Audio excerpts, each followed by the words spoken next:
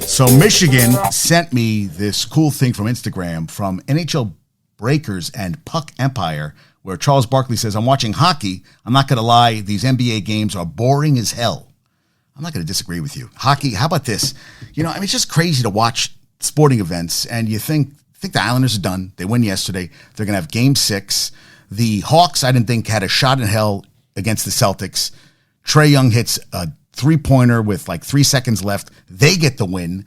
And I was like, holy crap. So they're going back Game 6 Thursday in Atlanta, but they double booked. Janet Jackson's supposed to be in concert on Thursday, but they're pushing that off for the Hawks game. Why not? Why not the Hawks have a chance? You have a lot of basketball. You have the Devils tomorrow night. You have the Knicks who are trying to win their first series since 2013 when they beat the Celtics in 6 and then lost to the Pacers in 6 in the semifinals, conference semifinals. 2013. Can they get it done tonight? I don't know. Bing bong. Let's see if it can happen. Yankees are playing right now. They're up 11-5. They were up 9-1 through 5 innings. Herman was pitching, and the score is now, I was just checking the score, and they're up 12-6 in the middle of the 8th. And, it's nice to see that, they're getting runs. And LeMahieu had a sacrifice fly. I saw that Volpe, who was hitting under 200, is now 2 for 3 with 3 RBIs, 2 base on balls. Does he have any? Judge was caught stealing. Judge has 3 hits and 3 RBIs. And the only home run is by Torres. And Herman pitched 6 innings, so he'll get the win. And Ian Hamilton is in now. But yeah, Yankees have 14 hits, 12 runs after losing the first 2 games of the series. They lost 6-2 last night. And Yankees are trying to get to 14-11, which would put the Twins back to 14-11. The O's 7-game winning streak over last night. So was the Pirates 7-game win streak over last night too. But there's a lot of baseball on right now. There's a lot of games on. And yeah, there is you have the Mets on, right? I'm sorry, Yankees on. Orioles are up on the Red Sox 5-2. The Blue Jays are up 7-0. Rockies are losing the Guardians 3-1, and the Brewers are up 5-2. And the Reds beat the Rangers already. Reds 10-15. What they had 3 wins, 3-19. They started the season last year. 14-10 Texas. You got to love that Texas is 14-10 and playing some good baseball. And DeGrom came back from that injury. He was out. Well, he left to start early, and crazy. So they lost 5-3 to the Cincinnati Reds. Yeah, I saw that. I was like, wow. Now NFL's draft is tomorrow, and C.J. Stroud said, I'm not a test taker. The people who are making the test know what I can do. He isn't worried about his S2 testing, which they said, get an 18, and if you do on that, it means you're not going to be a successful quarterback. And I read Will Levis could be the number 1 pick by the Panthers. Panthers have their guy right now, and we'll see if that happens. And the Rams are going to need a quarterback, but they're not going to get one of the top guys. Well, there's that kid, the guy I like, the kid out of Aiden O'Connell.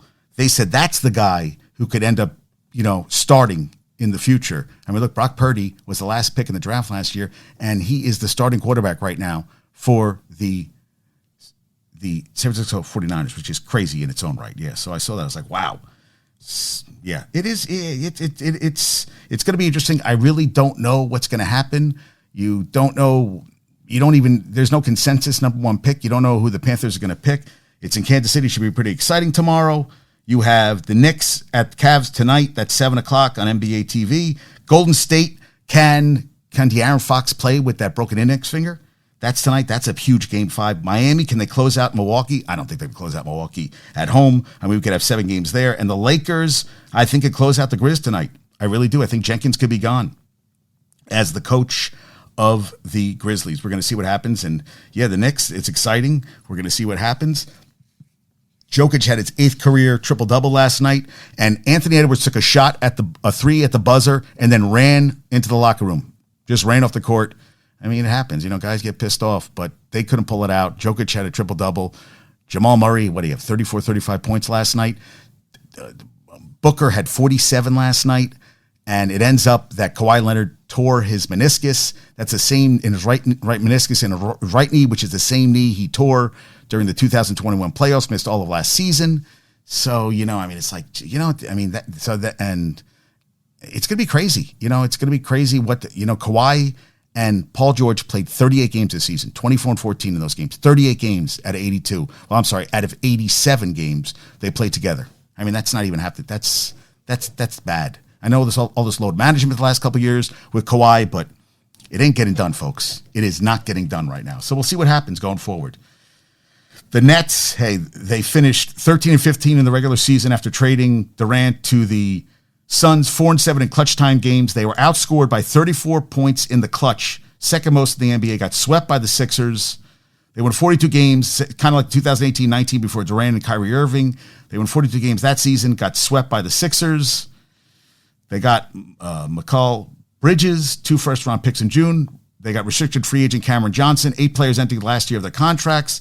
Spencer Dinwiddie and Nick Claxton. Ben Simmons is owed $78 million over the next 2 seasons and played 42 games the last 2 seasons. Can he get even healthy? You know, they got to keep Johnson. He averaged 17 points with Brooklyn, up from 14 with Phoenix.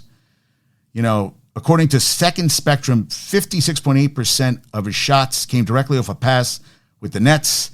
Last season, that percentage was 77.4. So I guess he had to create more for himself this season with the Nets. And he increases points per game by almost 3 points per game.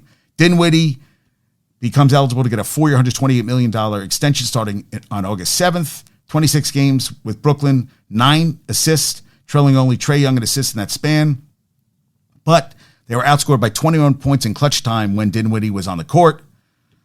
Also among the 100 players who took at least 100 three-pointers from February 9th to the end of the season, he ranked 96th in three-point percentage at 28.9. He's a guy off the bench. That's a lot of money to pay a guy off the bench. I mean, he can, but they don't have anybody. They got to pay some guys. I guess we're going to see what happens on that front. They went from second in three-point percentage before the Durant trade to 18th. Yeah, there's a lot of things. Okay, so they have 2